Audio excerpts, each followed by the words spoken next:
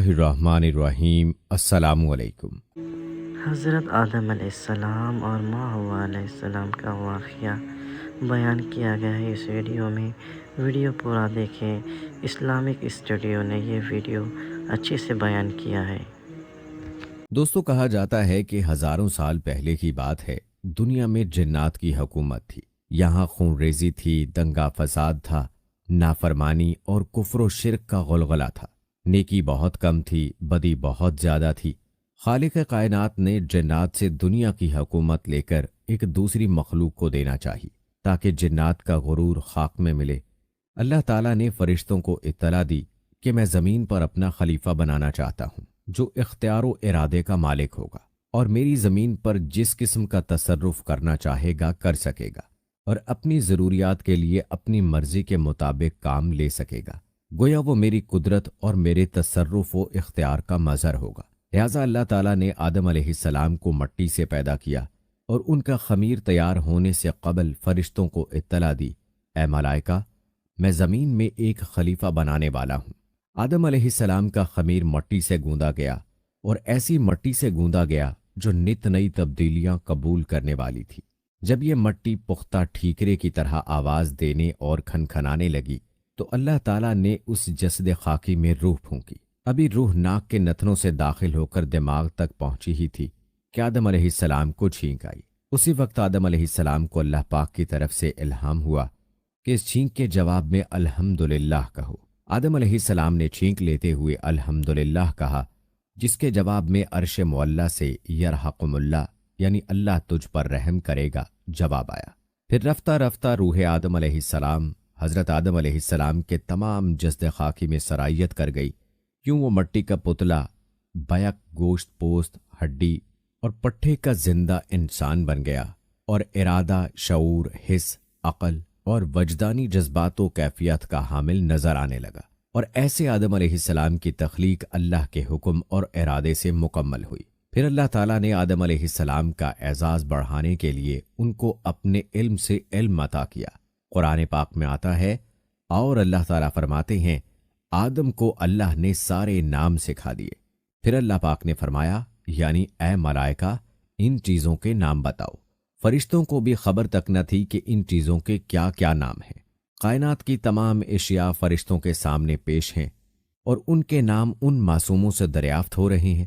چنانچہ اس عظیم سوال پر سارے فرشتے عاجز ہوئے اور سب نے انکساری سے عرض کیا، اے پاک پروردگار، تیری ذات خوب واقف ہے کہ ہم ان چیزوں کے نام نہیں جانتے، ہمیں تو بس وہی علم ہے جو تو نے ہمیں عطا کر رکھا ہے، یعنی ذکر خدا اور تسبیح الہی، اور فی الحقیقت تو ہی سب چیزوں کا جاننے والا ہے اور بڑا حکمت والا ہے۔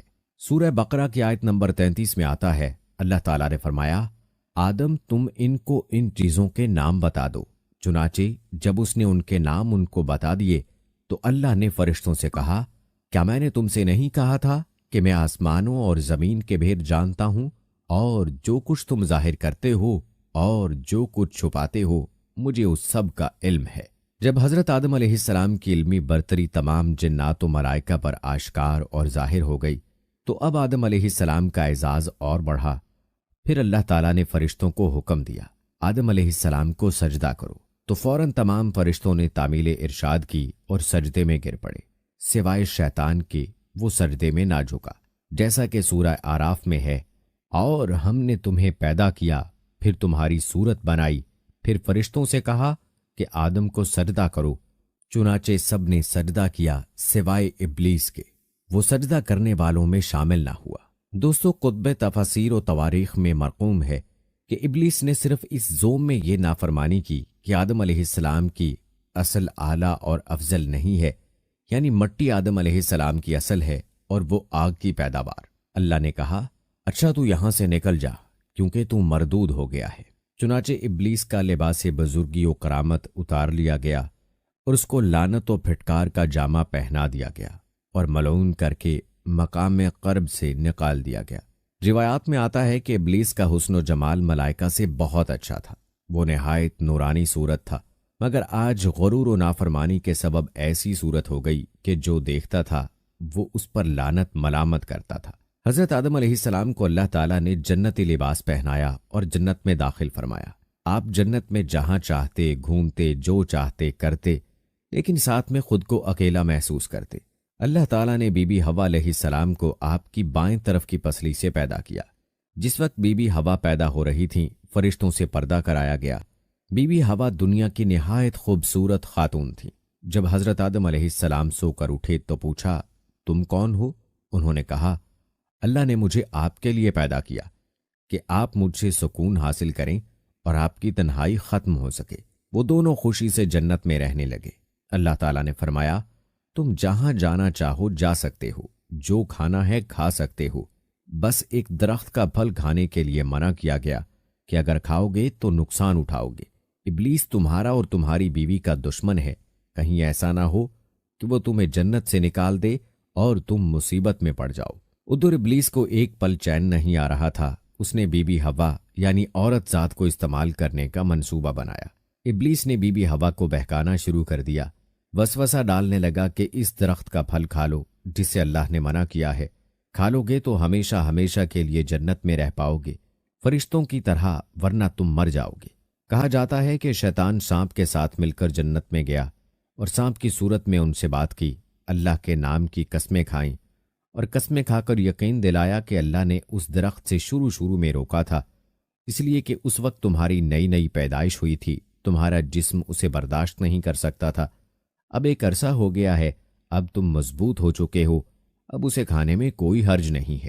بی بی حوا اس کی باتوں میں آ گئیں۔ بہرحال دونوں ابلیس کے بہکاوے میں آ گئے اور ایک دن انہوں نے وہ پھل کھا لیا۔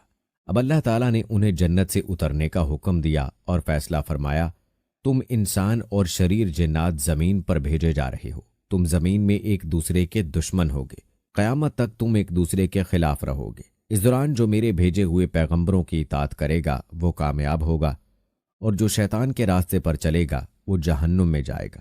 تمہیں ایک وقت تک دنیا میں رہنا ہوگا، فائدہ اٹھانے ہوں گے، تم یہیں زندگی بسر کرو گے اور یہیں مرو گے اور یہیں سے دوبارہ اٹھائے جاؤ گے۔ اور بھی اسلامک واقعے دیکھنے کے لیے ہمارے چینل کو سبسکرائب کر لیں۔